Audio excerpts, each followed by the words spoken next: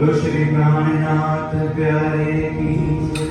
बोलो श्री दयानंद स्वामी की जय।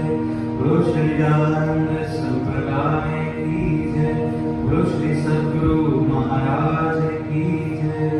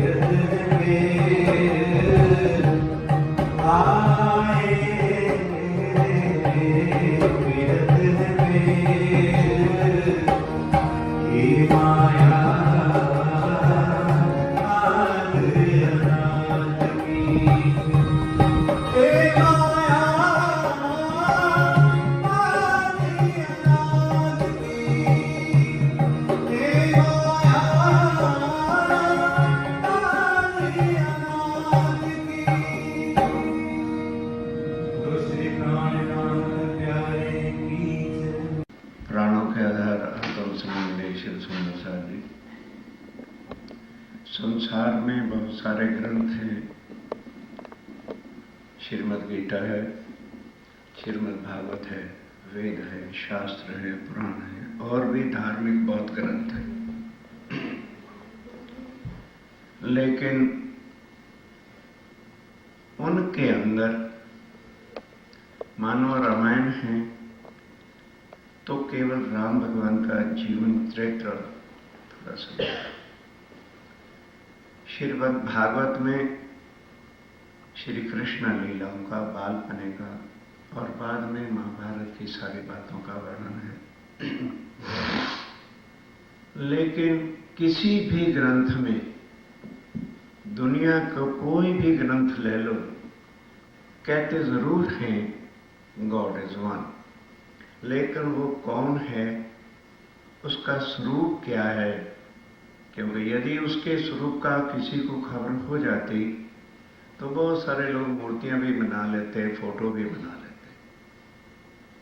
आज दिन सुधी करोड़ों बार ये दुनिया इसी तरह से बनती है, समय आता है, प्रलय हो जाता है, लेकिन उस पार ब्रह्म का धाम कहाँ है, कहाँ पर वो रहता है, कोई नहीं बता देता। तो कहते हैं कण कण में ही वो बैठा है। अनुमान के साथ हर एक ने अपना ज्ञान बताया अवश्य, लेकिन उनका स्वरूप कहाँ है? जैसे ब्रह्मा विष्णु महेश राम भगवान का स्थान जो है वैकुंठ है कहते हैं, और त्रिपुरी है, वहां पर तीन रहते हैं, ब्रह्मा जी हैं, विष्णु हैं, शंकर भगवान है। लेकिन पारब्रह्म कहाँ रहते हैं? उनका स्वरूप क्या है, उनका श्रृंगार क्या है, उनकी लीलाएं क्या हैं, वो अपने परम धाम में अंदर क्या करते हैं, कोई भी आज तक बता ही नहीं सका। तो आदि नारायण जो त्रिदेवा को भी उत्पन्न करने वाले हैं, उनसे भी पूछा तो उन्होंने वेदों में क्या बोला? नेति नेति, कि इति, इस ब्रह्मांड में नहीं। तो फिर ये तो आत्माओं के आने का कारण बन गया।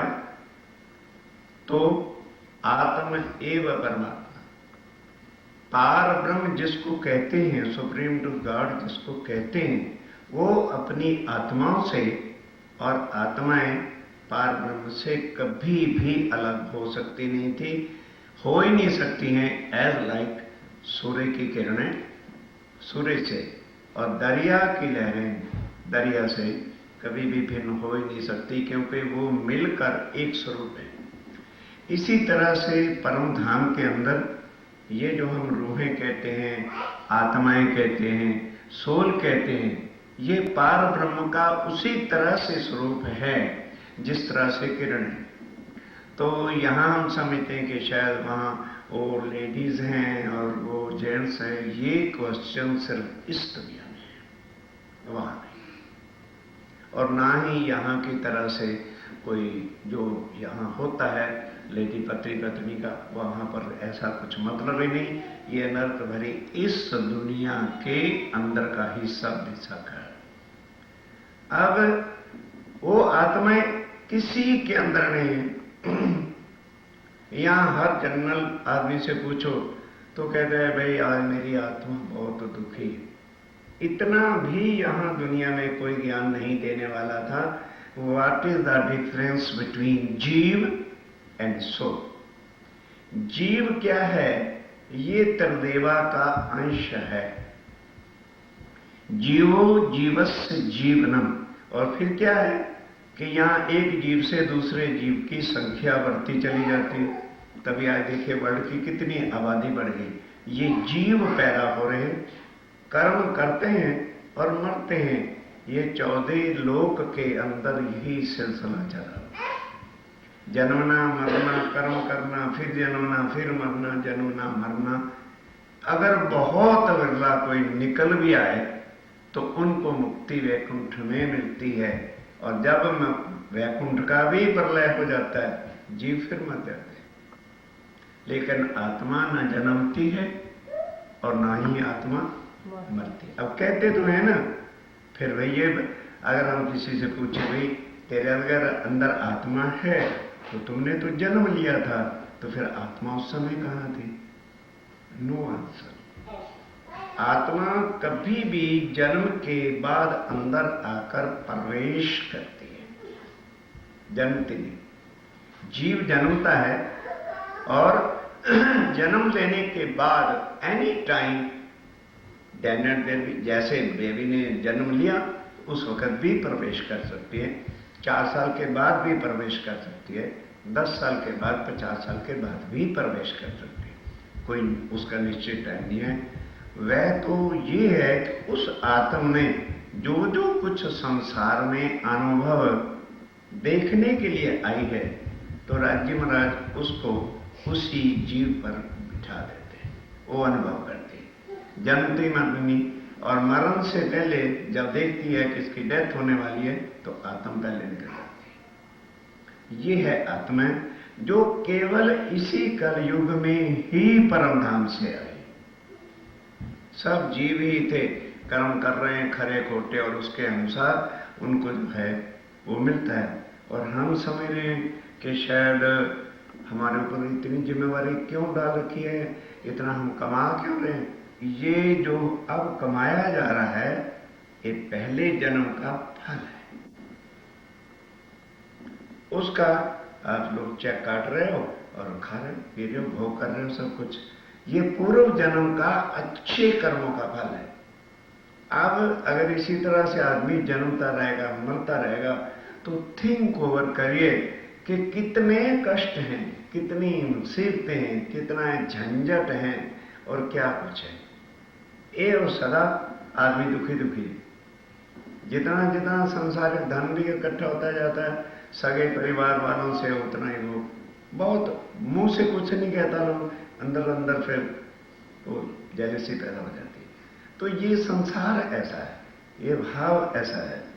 अब इससे मुक्ति यदि मिलनी है तो केवल यही कलयुग है, जिसकी इतनी बड़ी भारी महिमा संसार के सब ग्रंथों में कहा है।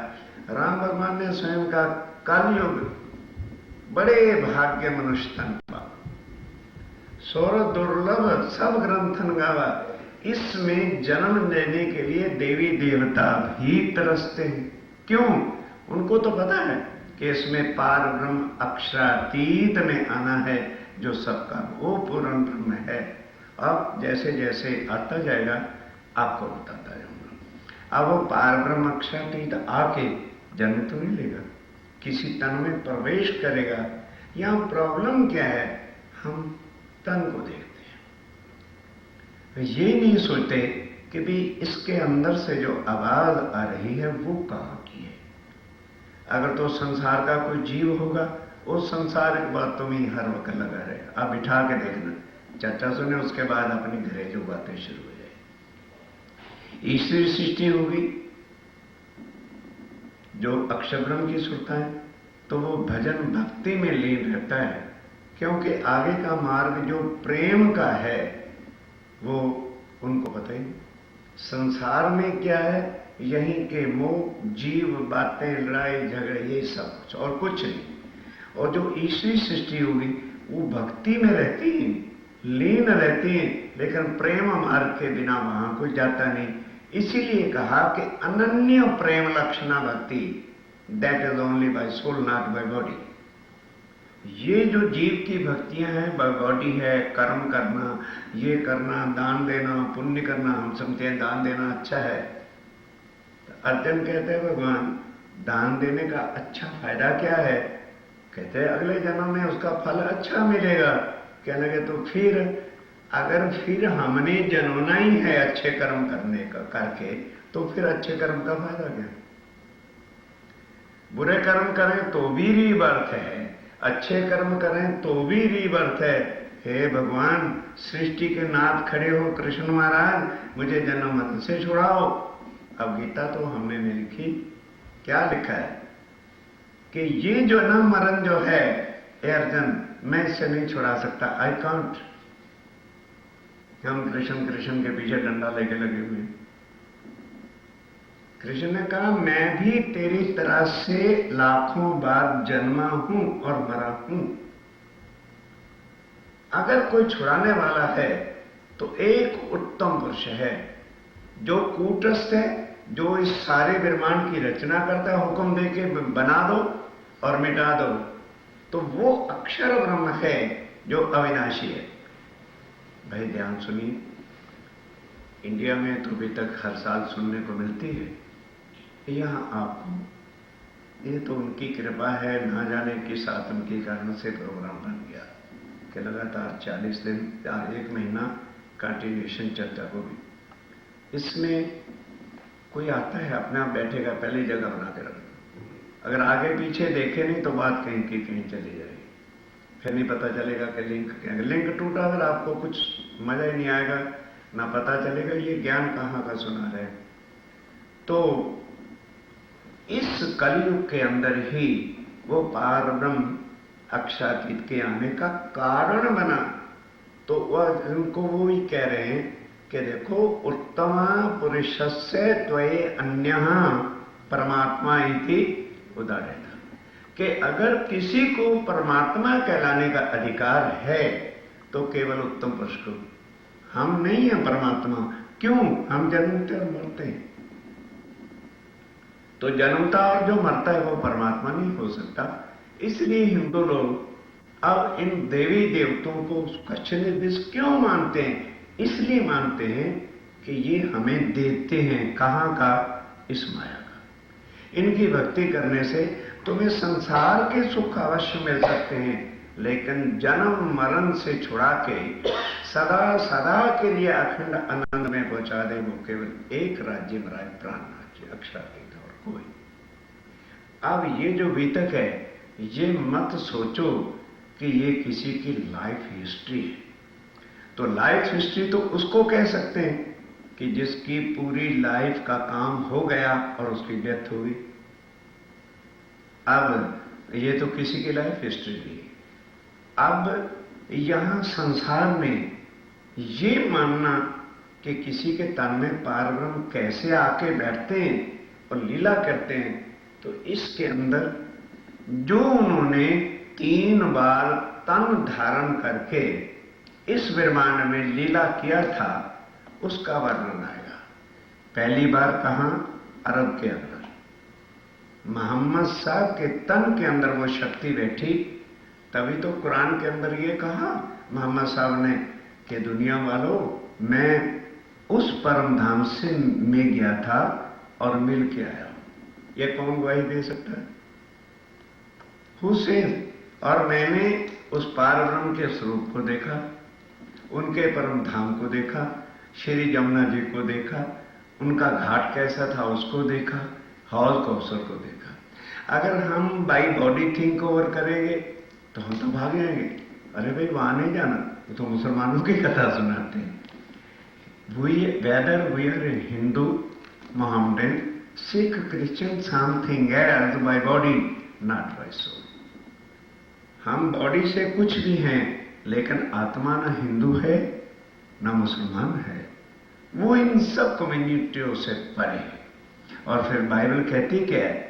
The God which relates only one community is not a god. वो परमात्मा जो कम्युनिटी का है, वो सबका कैसे हो सकता है? और वो जो सबका है, वो कभी भी एक कम्युनिटी का हो ही नहीं सकता। इसलिए पहली बार जब वो आए तो अरब के अंदर आए। अब क्वेश्चन इज दिस, भाई अरब में क्या करना था? अब देखिए, अंजीर, जंबूर और तुरैत। अंजीर भाई ईसा, मूसा, दाऊद ने ये तीनों किताबें लिखी, लेकिन सुप्रीम ट्रूथ गॉड कौन है, क्या है, इस चैप्टर पर वो एक शब्द भी नहीं लिख सके। इसलिए जब पूर्ण ब्रह्म आएगा तो उसकी गवाही, जैसे यहां कोई बड़ा किसी भी देश में होता है तो उसके आगमन से पहले पार्लियामेंट पास कर देती है, फिर पेपरों में, रेडियो में, टीवी में उनकी एडवर्टाइजमेंट हो जाती है। तो अब देखा कि हिंदुओं के ग्रंथों में तो सारा कुछ है कि कलयुग में वो पार ब्रह्म आएंगे। जो कलयुग में आवे सो तो सुप्रीम ट्रूथ गॉड पार ब्रह्म, और जो कलयुग में आवे ही नहीं तो उसको ही हम जबरनी पार ब्रह्म बनाए फिरें, तो किसी का फॉल्ट नहीं है। अब ये बातें समझने की है, फिर विचारने की है, फिर अपने को उस वे पर लगाने के लिए कि वेदर वी आर राइट और रॉन्ग। क्योंकि उनके बिना वो अखंड सुख जो परम धाम के हैं और किसी को देने के पास शक्ति है नहीं। अब उनका वर्णन कौन करे? वो खुद ही तो करे। अब आत्माएं उतरी, इसलिए वो यहां आए, किसी की भक्ति करने से, किसी की तपस्या करने से, किसी के याद स्मरण से नहीं। वो याद स्मरण से, मालाओं से मिलते ही नहीं। हमारे बुजुर्ग जितने वो माला लेके रटे बैठे हैं, रात को भी। अरे किसकी रटना कर रहे? किसकी रटना करते हो? वो माला से नहीं मिलते, वो भजनों से नहीं मिलते। अरे भजन करो, भजन किसका करें? ब्रह्मा विष्णु महेश का भजन किया जाता है, क्योंकि उनको उनकी विधि है, उनके मंत्र के अंदर, दीक्षा के अंदर ये होता है 32 लाख पाठ करो, साक्षात हनुमान भगवान दर्शन देंगे। अरे वो राज्य ने करवाया, हमने भी पहले जब तारतम्य ने लिया था हनुमान जी की भक्ति की, जाप किया, साक्षात बिठा के बातें की। तो ये देवी देवता किसी की भी आप दर्शन करना चाहते हो, आज भी हो सकते हैं, लेकिन उसकी विधि को पालन करना पड़ता है, उतना जाप करना पड़ता है, अवश्य दर्शन दे देते हैं। लेकिन पारब्रह्म को लाख उम्र जाप करते रहो, नहीं नजर आए, ना दर्शन देंगे। हाँ, प्रेम से रिझा लो, आपसे बातें करेंगे। वो प्रेम से रिझते, और कौन से प्रेम से? शरीर वाले नहीं, बाय सोल। और इसीलिए love is god and god is love by soul. ये सांसारिक लव नहीं, बॉडियों के लव से वो लव नहीं होता है, वो बाय सोल होता है। सांचा जी साहिब सांच सो पाइए, सांच को सांच है प्यारा। तो ये उन्होंने अब आकर बाकी जो आत्माएं जब भी जागृत नहीं हुई थी, उनके वास्ते अपनी पहचान का ग्रंथ ये खुद लिखा। This is written by himself own. अब वो इसके अंदर अपने स्वरूप की पहचान कराते हैं कि भैया सुंदर साथी जी, अब आप और मेरे लिए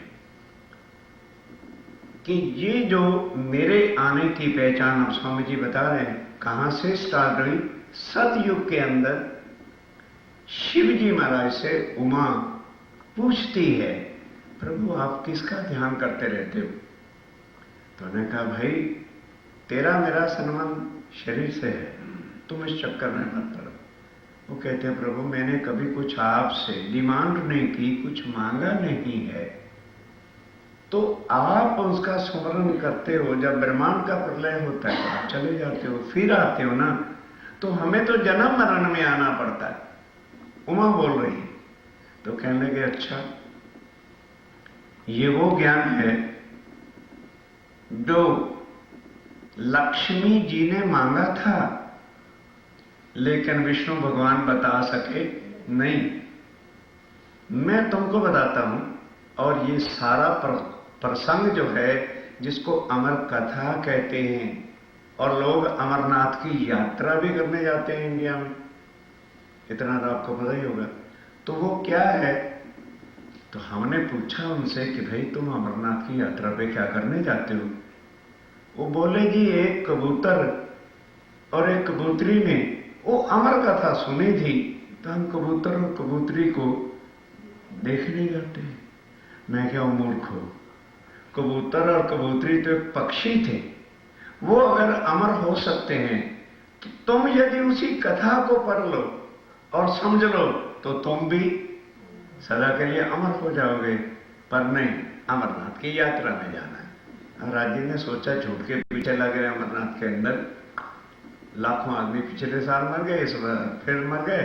गवर्नमेंट ने बैन इंडिया ने लगा दिया कि नन कैन गो देयर। कब तक झूठ की पूजा करोगे?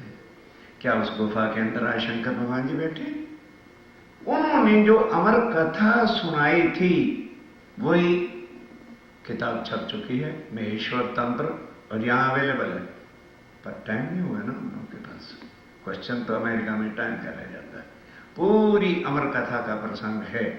उस समय शंकर भगवान जी ने उस समय बताया, मां ये कथा ब्रह्मनियों से पहले यदि तुम किसी को सुना दोगे, 1000 गाय के वध करने का पाप लगेगा, 1000 ब्राह्मण इत्यादि बहुत सारे कठिन कठिन उसको कसमें दिलाएं। उन्होंने कहा, जी मैं मुख से भी नहीं करूंगा। अब वो कथा बंद पड़ी हुई थी कि भविष्य पुराण में क्या कुछ लिखा गया।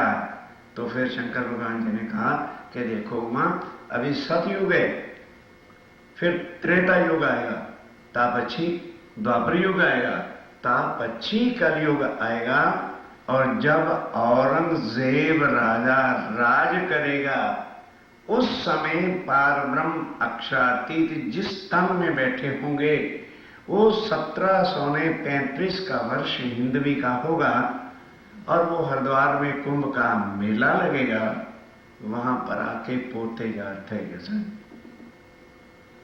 अब जो कलयुग में 1735 में आया है, वो तो है अक्षरातीत, और बाकी सब क्या है? डुप्लीकेट, जो अपने आप को जबरदस्ती बना रहे हैं। हमारे कृष्ण अक्षरातीत हैं, हमारे राम अक्षरातीत हैं, सारे सब दीदार डुप्लीकेट। बनावटी अपने दिल को वो देने के लिए अब वो स्टार्टिंग होती है जो उन्होंने स्वयं पोते अपनी पहचान कराई कि मैं कैसे क्या हूं, और हर एक ग्रंथों का प्रमाण भी साथ आएगा। इसको कहते हैं वितक्सा। अब वो शुरू होती है, तो उससे पहले हम कहें या आप सुने, हमारी कोई शक्ति नहीं, ये सब उनकी कृपा और मेहर है। इसलिए उनसे प्रार्थना करते हुए कि अक्षरातीत राज्य महाराज, हे पार ब्रह्म, हे धनी, संसार को देख लिया, इसमें से कुछ भी हमारे साथ जाने वाला नहीं है। जब तक ये आंखें खुली हैं तब तक माया की हिफ्स, लोभ, मोह ये छूटता ही नहीं, क्योंकि तत्व है यहाँ कैसे। और जब आंख बंद होगी, एक पिन, आल पिन भी हम नहीं उठा सकते। क्यों? उठाने वाली बॉडी यहां रह जाएगी, तो सोल जो निकलेगी तो क्या उठाएगी, क्या लेके यहां से जाएगी। ये जो आदमी थिंक करता है, बस वो कुछ आगे जल्दी चल सकता है। और जो इसी माया में लीन है, तो क्या करोगे? फिर क्या होगा? अंतमता सोगता, जो सारी उम्र आपने किया है, कोई सोचे कि मैं मरते समय उस परमात्मा का नाम ले लूंगा, नहीं। आपकी वृत्ति सारी उसमें ही लगी हुई है, तो मरते समय भी वही चीजें सामने आती। फिर नहीं परमात्मा नजर आते, ना उनका नाम आता है, ना स्वरूप नजर आता है। फिर जन्मोगे और फिर मरोगे। इससे अब ना मिले। क्यों? सवाल यह भी, क्यों ना जन्मे मरे? 84 लाख बार, आखिर एक शास्त्र, सब शास्त्रों में लिखा है तो गलत तो नहीं हो सकते। 84 लाख बार रीबर्थ, डेथ होती है, तब एक बार ये मनुष्य तन मिलता है। अब इसकी वैल्यू समझो कि इस तन की कितनी कीमत है। क्या खाना पीना कमाना ही इसका एम ऑब्जेक्ट है? नो नो, हम भूल गए। मनुष्य तन मिला है। गीता उठाइए, भागवत उठाइए, शास्त्र उठाइए, बाइबल उठाइए। किस लिए? इस आवागमन के चक्कर वाले विमान से, भवसागर से पार उतरवाते। तो अब कैसे चले?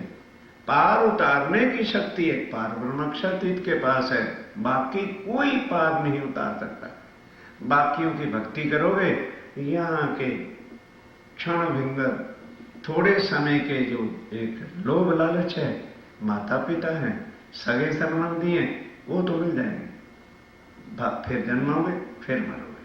तो अब जब आया ही वो है जो हमेशा दुखों से निकाल के अखंड सुख के देने वाला है, जो हम तारतम्य में पढ़ते भी हैं, सदा सत सुख के, वो आए हैं। अब उनकी पहचान कैसे करें? ये उनकी पहचान का ग्रंथ है। हाउ वी कैन उनको पहचाने कैसे, उनकी लीला को जाने कैसे। तो आइए अब उसको स्टार्ट करने से पहले वो तारतम्य का स्वरूप हम 2 बार पढ़ेंगे, और उसके बाद वितक्सा, उन्हीं की कृपा, उन्हीं की शक्ति, उनकी मेहर से सुनेंगे, और उनकी कृपा शक्ति से ही मैं बोलूंगा। तो तारतम्य के साथ साथ प्रार्थना करनी है, राज्य महाराज, ऐसा अवसर अगर अमेरिका में बना ही दिया है, तो अब कृपा करो हमारी आत्मा पर कि इस माया के अंधकार से निकले और आपके चरणों में गए। बोलो श्री प्राणनाथ निज नाम शेखी सहजी अनादि अक्षरातीत सोतो भैरवे सविद्वतम सहित श्री श्यामाजी सदा सत्सुखे आकार विनतीये जो लगा हो ज्ञानी अविदार वाणी में नित्युक्ति ज्ञानी जो संसार निराकार के पार थे निर्वार थे दीवार अंतर कंडा उठी मेरे करनाए विचार ये सत्यवानी मत के जो इनको जार इंसार में कैसा सुख सो मैं निर्णय करूं निर्वार ये सुखदेव ब्रह्म श्रेष्ठ को तो मैं अज्ञानार जब एक स्वर्ण में आवे तब छुप जाए विकार आवे आनंद नंदर को श्री अक्षरातीत वर्ता निनाम श्री साई प्रिय नामी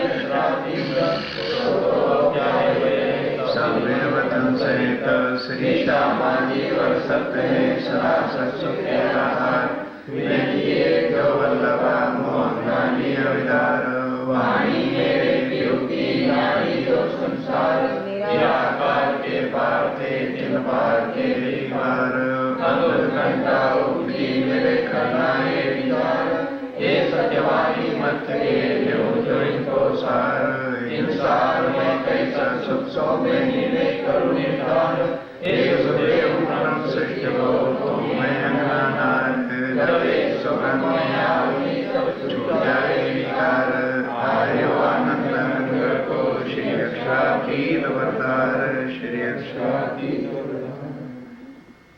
बोलो श्री प्राणनाथ भाई बोलो फिर ये पढ़ना 3 श्लोकों के भीतर और फिर यहाँ चलो एक चौपाई पढ़ लो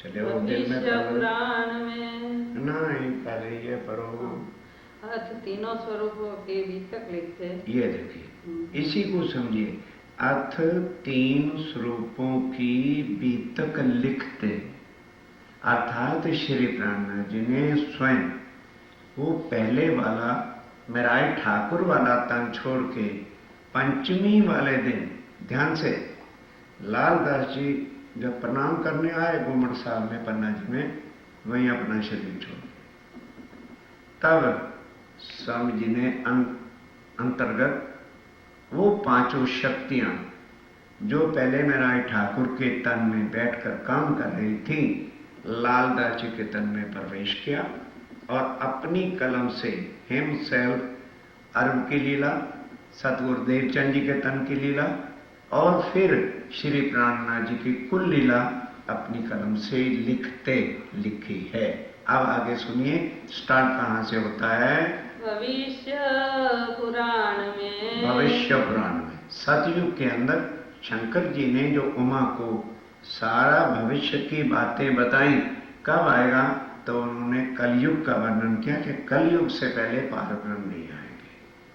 और तो फिर एक मिनट फिर जब लंबी आवाज से बोले ना तब आगे बढ़ो तो तब उन्होंने कहा कि देखो भाई अभी तो सतयुग है सतयुग के अंदर अभी पीरियड बाकी है 17 राजा 17 राजा जब भारतवर्ष में धर्म के आधार पर राज कर लेंगे तो फिर त्रेता युग आएगा।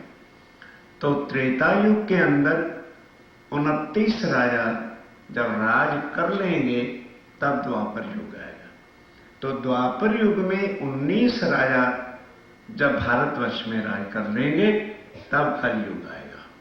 कलयुग के अंदर जब 20वां राजा आएगा तब पार ब्रह्म अक्षाती जिसको पूर्ण ब्रह्म कहते हैं वो दुनिया में आके जाहिर हो जाएंगे। उन्होंने कहा प्रभु तो फिर उनके नाम बताइए। अब वो नाम भी यहाँ पर लिखे हुए हैं अब उनको सुनते ही जाना है उसको विशेष करने की कोई जरूरत नहीं। तो अब सतयुग के वो 17 राजाओं के पहले नाम बताए जाएंगे उसको सुनिए। राजा कहे जुग चारों युगों के राजाओं के नाम बताए हैं। वचन जो है व्यास के। अब ये है कि ये लिखा ग्रंथ भविष्य पुराण किसने था व्यास जी ने। वेद व्यास जी ने भविष्य पुराण ग्रंथ लिखा और उसके अंदर ये सारा प्रसंग कथा लिखी हुई है। को करो विचार। बस अब स्वामी जी कहते हैं कि सुंदर साहब जी आपको कैसे विश्वास आए कि कलयुग में पूर्ण ब्रह्म ने आना। तो पहले से ही कितने युगों युग पहले ये लिखा गया था और किसने लिखा है देवी देवताओं ने बोला। शंकर जी के मुखारबिंद की कहा हुई बातों को व्यास जी ने ग्रंथ लिखा है जिसको भविष्य पुराण कहते हैं। 17 राजा सतयुग में। ये शंकर भगवान जी ने उमा को बताया था कि उमा अभी 17 राजा 17 राजा सतयुग में राज करेंगे। उनके ये नाम हैं। एक कहो राजा के अभी राजा कृत राज करेगा। 3 अपनी भुक्ति। उसने अपना राज भोग लिया फिर कौन हुआ। कृतदत्त। उसके बाद उसका बेटा कृतदत्त जो था उसने आके राज किया भारतवर्ष पे। ताऊ पर अंत भयो। उसके बाद अंत नाम का राजा हुआ। फिर मुचुकुंद बाहो। फिर मुचकुंद नाम के जो है राजा हुए। ये 17 राजाओं के नाम दिए जा रहे हैं। क्यों?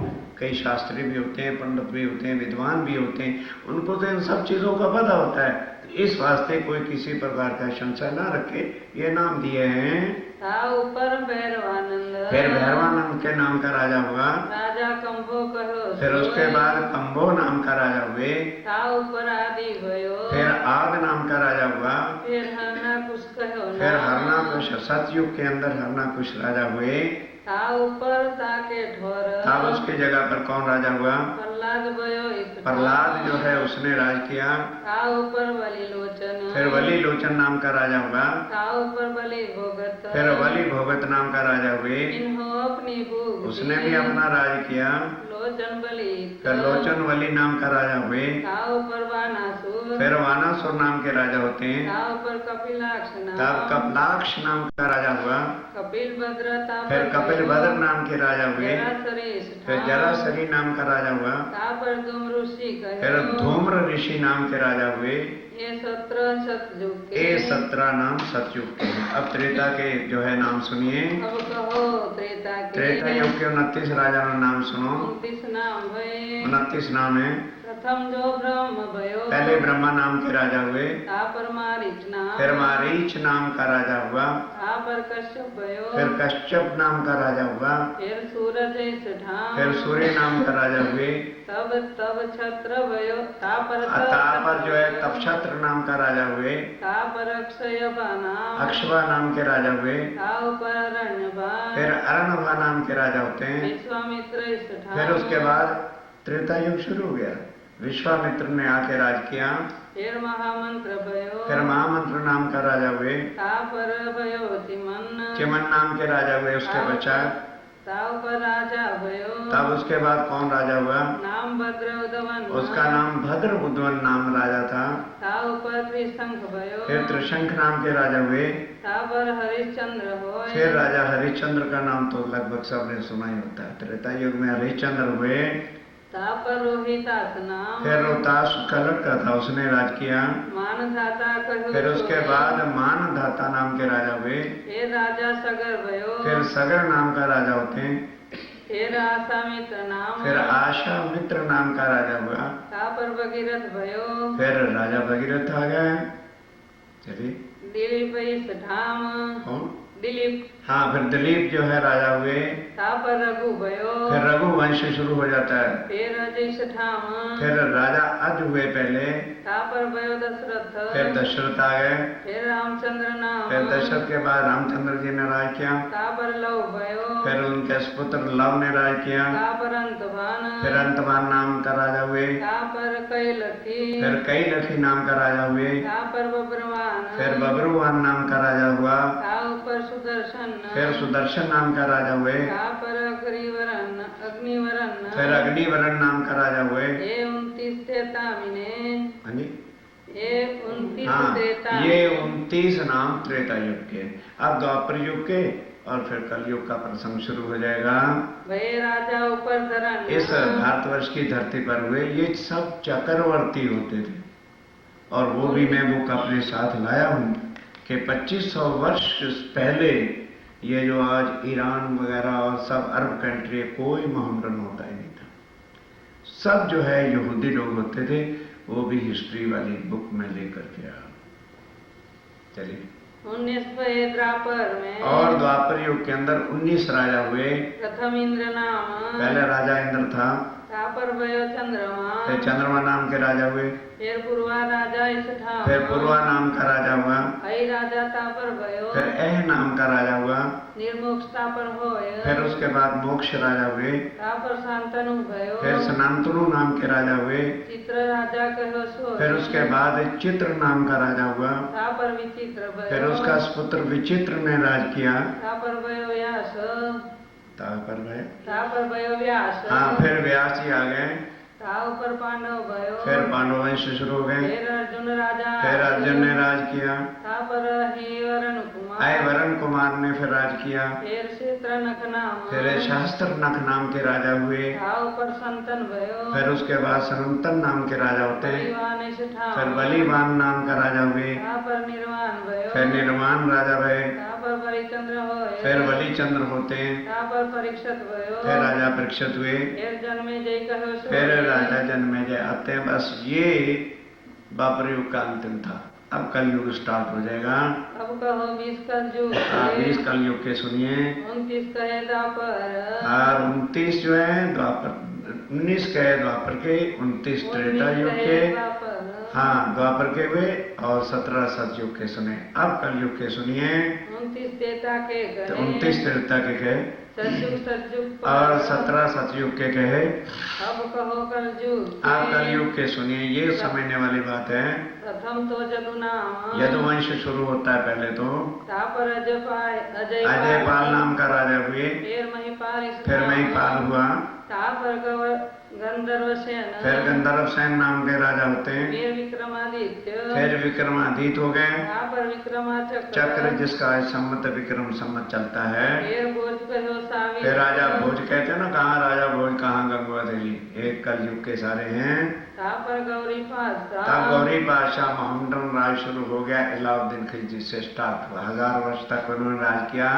सुल्तान अलाउद्दीन नाम। अलाउद्दीन सबसे पहले जो है ईरान से आया था, और उसने आके भारत की मूर्तियां वगैरह तोड़ी। क्यों? उसने पढ़ा था कि हिंदुस्तान के अंदर पारब्रह्म ने आना है, तो मैं मूर्तियों को तोड़ूंगा भगवान की तो जहर हो जाए। इसलिए उसने आके सोमनाथ के मंदिर और सब मूर्तियां तोड़ी फोड़ी, बहुत कुछ किया, प्राप्त कुछ नहीं हुआ। ऊपर नसरुद्दीन। फिर नसीरुद्दीन उसका बेटा राज करता है। फिर लोडा महमूद नाम का राजा हुए मुसलमानों का। तापर बड़ा महमूद। फिर बड़ा महमूद ने राज किया। तापर सुरखा होए। और फिर राजा सुरखा होता है। ये जो उधर इंडिया की हिस्ट्री है ना, उसमें इनके नाम भी आते हैं। तैमूरलिंग तापर भयो। फिर तैमूरलिंग नाम का बादशाह हुआ। बाबर कहो सोए। फिर बाबर। बाबर हाँ, फिर बाबर ने राज किया। था ऊपर हुमायूं। तब हुमायूं आ गया। था ऊपर अकबर। अकबर आ गया। था ऊपर सलीम। उसका बेटा सलीम शाह आ गया। शाहजहां तीन पर। ये आ गया शाहजहां। अब आएगा था ऊपर औरंगजेब। ये आ गया औरंगजेब। अब बस ये 20वां बादशाह हिंदुस्तान में जब हे उमा राज करेगा, तब बुद्ध निष्कलंका विजयानंद कुंभ के मेले में जाके जाएगा। तब तक वो रहेंगे दुनिया में कुछ साल पहले, लेकिन किसी को उनकी पहचान और कहानी नहीं होगी कि ये कौन है। ऑर्डिनरी मैन की तरह ही दुनिया उसके साथ व्यवहार करेगी। वो अंदर बैठे होंगे। कौन आज किसी एक आदमी को गॉड मानने के लिए तैयार है? कोई बहुत टफ सब्जेक्ट है, उसकी पहचान ही करना बड़ी मुश्किल है। और कौन किसी के पास समय किस तरह का ज्ञान सुने या सुनावे। ये कलयुग के नाम। एक कलयुग के 20 नाम हैं। आगे अवतार होएगा। आगे अवतार होएगा। अब स्वामी जी कहते हैं, जरा ध्यान से सुनो। बुद्ध कल की सठाम। जिसको बुद्ध ने कलंक अवतार कहा है। ये श्रीमद् भागवत के 12वें स्कंद में भी लिखा है कि इस समय पर विजयानंद बुद्ध ने कलंक, कल की अवतार को कहता है, कोई ने कलंक कहता है, सेम थिंग। वो अवतार होएगा। श्री महामती कहे ये साथ जी। हाँ, ये बात समझने की है। श्री महामती कहे साथ जी। क्या किसी देवी देवता ने आकर अपने शिष्यों को साथी बोला? ये बातें आप समझने की स्टार्ट हो रही है कि उसी जो हमको एज लाइक साथी कॉल कर रहा है। श्री महामती क्या अर्थ है? महामती का बड़े मत के धनी नहीं होता। सुनाने वाले ठोका ठोकी करते फिरते हैं। बड़े मत के धनी ब्रह्मा जी फरमाते हैं, उनको भी एक कुएं में लिमिट में बांध रहे हैं। Is not in limit, is beyond of limit. Mahamati उनकी 5 शक्तियों की समूह को जिस तन में बैठते हैं, ही कॉल्ड महामती। ये उसको एक टाइटल है बॉडी को कि अब ये महामती है जो पारब्रह्म की अकल का ज्ञान रखते हैं। तो वो बुद्धि वो इंसान थोड़ा रखता है, वो अंदर स्वयं बैठे। अब वो हमसे कह रहे हैं, ओ मेरे परम धाम के साथी हो, तुम यहाँ के जुदा जुदा परिवारों में बैठ गए हो और जुदा जुदा हो गए हो। याद करो उस चीज को जो तुम्हारा घर था। मैंने तुम्हें क्या कहा था कि तुम माया का खेल मान तो रहे हो, वहां जाके अपने आप को भूल जाओगे, अपने निज घर को भूल जाओगे, अपने धनी को भूल जाओगे। बस छोटे से परिवार की लिमिट में ही कुआना डेढ़ का बनी रहे, ત્યાં रही जसो, बस आगे की सुध आएगी नहीं। तब मैं तुम्हें सुध देने के लिए पोते आऊंगा। तो हमने परमधाम में उनके चरणों में बैठ के कहा, राजी महाराज क्या बात करते हो, हमें माया क्या कर सकती है। अब कहा जो निकलो बाहर। कौन निकलेगा? ना कुटुंब छूटता है, ना परिवार छूटता है, ना जहां का सर्कल है वो छूटता है। लाख खत्म कर लेना। यह माया का जाल ऐसा है। इस माया को रचने वाले राम भगवान भी आके जाल में फंस गए। क्या हश्र हुआ? सोचो, एक वैकुंठ का नाथ हो और 14 साल तक रखड़े खाता रहे, फिर वो लक्ष्मी जो उसकी पत्नी बन के सीता का अवतार लेती, क्या हश्र हुआ? संसारिक दृष्टि से राजा जनक ने राजा दशरथ के घर बेटी को भेजा, एक दिन भी उसको महलों का सुख नहीं मिला। अगर 14 साल के बाद लौट करके भी आए तो धोबी के कहने पर राम भगवान ने फिर जंगल में दे दिया। विचार करो कि यदि ये माया बड़े बड़े देवी देवताओं को रखड़े खिलाती है, हमारा तन तो यहाँ का है। दावा ही तो लेते हैं परम धाम की आत्म है, लेकिन आत्म तो तब कुछ कर सके जब तन परम धाम वाला हो। तन यहाँ का है, जीव का संग किया हुआ है, माया भी फड़फड़ा के आत्म जो रह जाती है। अब ये शक्ति जिससे हम बल पकड़ते हैं, ये हमारी नहीं है, ये राज्य महाराज की भुवानी की शक्ति है। जैसे जैसे हम सुनते हैं, जैसे जैसे हम रेगुलर इसकी पढ़ेंगे, उतना उतना बल आत्म को आएगा और उतनी ही शक्ति से हम भव से पार निकल सकते हैं। अन्यथा सुंदर शाह जी, गीता पढ़ लो, लाखों ने पढ़ी, भागवत पढ़ लो, लाखों ने पढ़ी, लाखों आज ने भागवत सुनाने का कमर्शियल धंधा भी बना रखा है। तो जो खुद इस कमर्शियल धंधे में लगे हुए हैं, वो किसी की आत्म को क्या बल देंगे?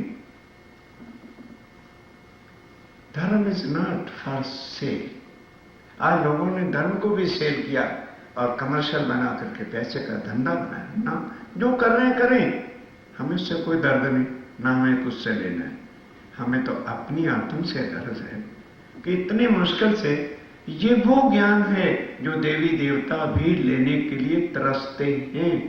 लेकिन पहले सुख संयम को, पहले आत्माओं के जिनके लिए राज्य महाराज स्वयं आए, पार ब्रह्म क्षति दुनिया में उतरे, उनको कह रहे हैं ओ मेरे परम धाम के साथियों। श्री महामती कहे साथ लिए बाय सोल, उनका इस बॉडी से कुछ मतलब, वो हमारी बॉडी के साथी नहीं है, वो हमारे आत्म के साथी। हम उनके एक अंग हैं, एक किरण है, एक लहर है, इसलिए वो हमसे जुदा नहीं हो सकते। जब आत्माएं इधर उतरी तो पार ब्रह्म को भी हमारे साथ यहां पे उतरना पड़ा।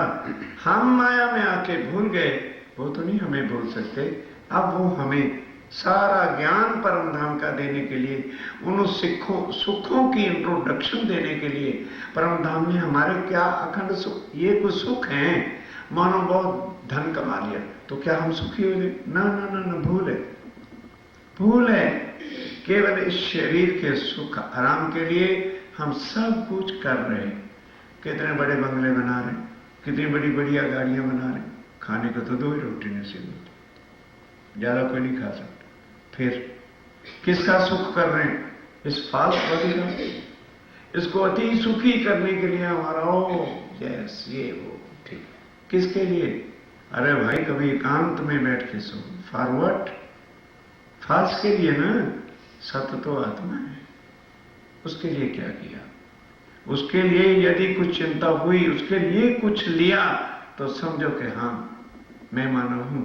अदरवाइज जो कुछ हम कर रहे हैं तो ऑल एनिमल सेम, जितने भी एनिमल पशु पक्षी हैं वो भी आराम से रह रहे हैं, और हमने अपनी बॉडी के आराम के लिए अगर कुछ कर लिया तो this is not a life.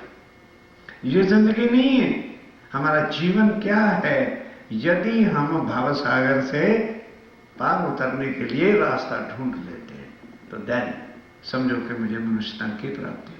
Otherwise सारा माया आदि अनाद की चली जात अंधेर, निर्गुण सुरगुण होए के सब फिरे यही के फिर।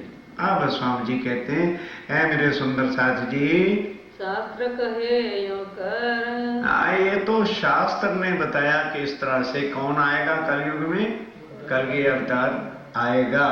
अब मेरी बात, स्वामी जी कहते हैं ये तो मैंने आपको शास्त्र का प्रमाण दिया कि मैं वही दुनिया के लिए अवतार हूं, तुम्हारे लिए अवतार नहीं। तुम्हारा तो धाम का धनी हूं, तुम आके यहाँ भूल गए हो।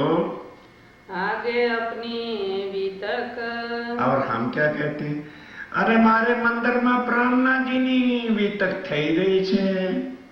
माताजी से पूछो सारी उम्र क्या किया, प्राणनाथजीनी बीतक। वो कहते हैं मेरी बीतक नहीं, अपनी, सबकी। तुमने खेल मांगा, मैंने तुम्हारी इच्छा पूरी की, तुम भी यहाँ आए और मैं भी तुम्हारे साथ आया। अपनी बीतक है, खाली प्राणनाथ की बीतक नहीं है। यही कह के हम टाल देते हैं। भाई तुम्हारे मंदिर में શું થઈ રહ્યા છે, हमारे मंदिर में कथा છે રહી છે। કેની कथा છે भाई, प्राणनाथ जी की कथा। हमारा उससे कुछ मतलब नहीं, क्योंकि कथा इस दंत कथा, वो किसी थर्ड पार्टी की होती है। जैसे हम कहते हैं भगवान की कथा, तो हम तो भगवान नहीं है ना भाई, भगवान तो भगवान है, उसकी कथा सुनते हैं बस, और कुछ नहीं। वो कहते हैं भाई ये बीतक मेरी नहीं, ये तुम्हारी और मेरी सबकी है। सो लीजे चित धर। इसलिए कहते हैं इसको तो चित्त में धर लेना, ये तो तुम्हारी बीतक है भाई, मेरी कथा ना याद करो। अपनी बीती हुई बातों को कोई, तुम परमधाम में कहाँ थे, कैसे खेल मांगा, कैसे तुम यहाँ आए हो और तुम कौन हो। हमारे से को पूछे प्लीज अपने इंट्रोडक्शन दीजिए, तो बॉडी का नाम बताते हैं ना, क्यों चंदू भाई जी, बॉडी का नाम बताएंगे ना। जो आपके अंदर बैठ के बोलता जरा उसका नाम बताओ, तो समझे आप यूएसए में आए हुए हो। कोई बोले ये है अपनी पहचान, हम कैसे करें कि हम कौन हैं, कहां से आए हैं, और मरने के बाद जाना जाओ। आज हजारों धर्म है ना, हजारों गुरु भी इंडिया से यहां आते हैं, उनसे पूछना, तब पता चले कि हाँ हम कहां हैं और आज दिन तक किया क्या है। क्या किया, लाखों गुरुओं के चरण छुए, गद्दियां पूजी, डॉलर रखे, मिला क्या, what you have gained, otherwise you have loss, loss and loss, everything loss, your life has been loss. क्या किया, श्री महामती कहे गुरु सोई कीजे जो अलख की देवे अलख। जिसको किसी ने आज दिन सुधी और लिखा नहीं, पहचाना नहीं, जो उसकी पहचान कराए और हमारा नाता उसके साथ जोड़े, वो है गुरु। और यहां हम क्या कहते हैं, अरे भाई गुरु जी के आशीर्वाद से बताते, जैसे टोटली रॉन्ग।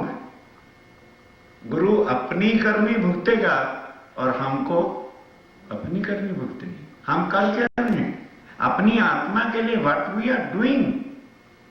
बॉडी के लिए तो हर कोई कर रहा है, आत्मा के लिए हम क्या कर रहे हैं। भव से पार जो मुक्ति है वो आत्मा की होनी है, बॉडी को तो उठा के जला दिया जाएगा, बस क्या होगा फिर। बॉडी का कल्याण तो आखिर में यही है कि दाह संस्कार हो जाएगा, क्रिश्चियन और मुसलमान कब्र रख देते, बस। आत्मा का क्या किया, कल्याण तो आत्मा का होना है कि जीव दोबारा रीबर्थ से मुक्त हो, तो हमारी आत्मा की मुक्ति हुई। ये थिंक ओवर कीजिए। आप स्वामी जी क्या कहते हैं, अब कहो फेर के। बस अब यहां से हकीकत शुरू होती है।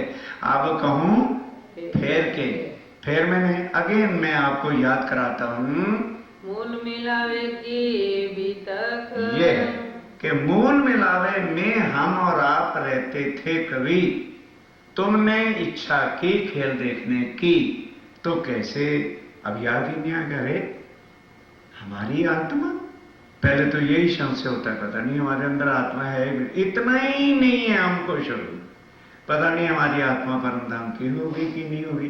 अरे बाबा, अगर तुम्हारी आत्मा परम धाम की ना होती तो कितना बड़ा अमेरिका यूएसए है, उसमें से आपको कौन लाने वाला है। महेशवाई का फोन नहीं लाया आपको? वो राजी महाराज की मेहर, हालांकि मेरे कितनी प्रॉब्लम थी, मुझे यहां लाए और आपको उन्होंने घर से बुलाया। किसको? बॉडीज को नहीं, इनके अंदर बैठी हुई जो आत्मा है, उनके साथ पार ब्रह्म का रिलेशन है। वो अपनी आत्माओं के लिए संसार में उतरे, ना के बॉडीज के लिए उतरे।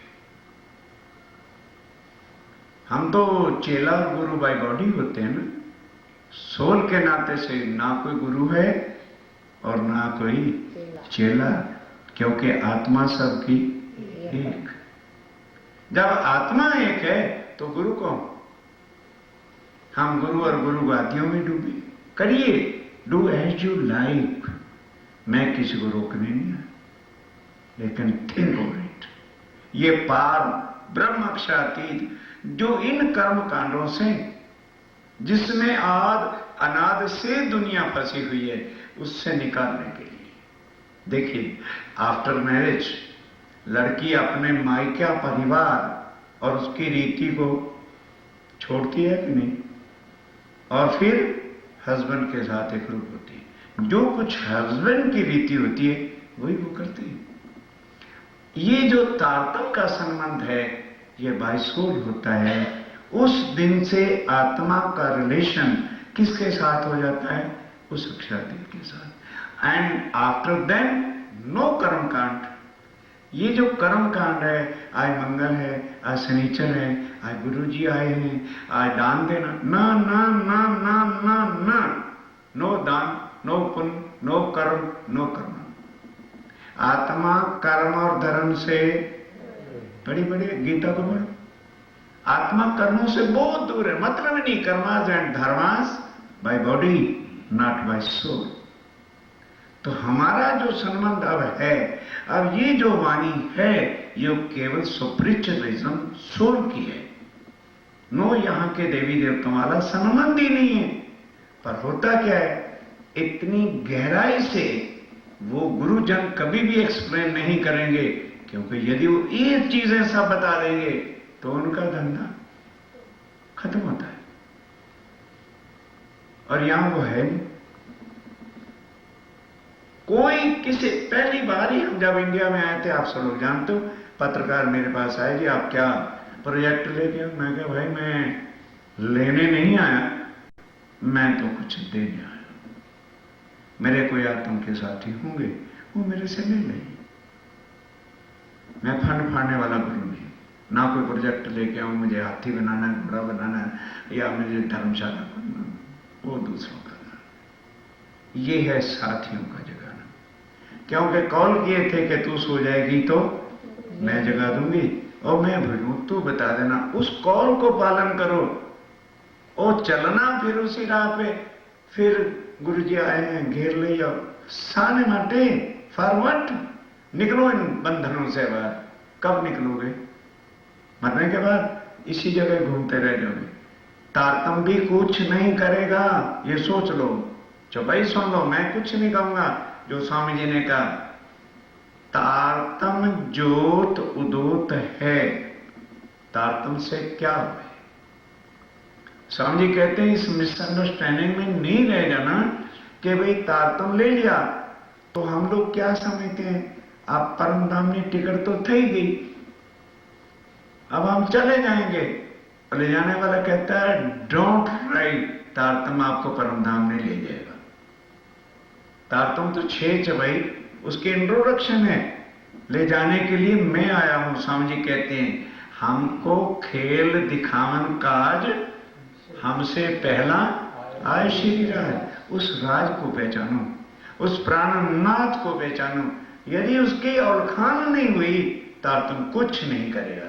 तारतम फिर मंत्र बन के रह जाएगा। माला उठाया करना, भजन किया करना और मत्था टेक दिया करना, चरणामृत प्रसाद ले लिया करना, और कुछ न था जाए।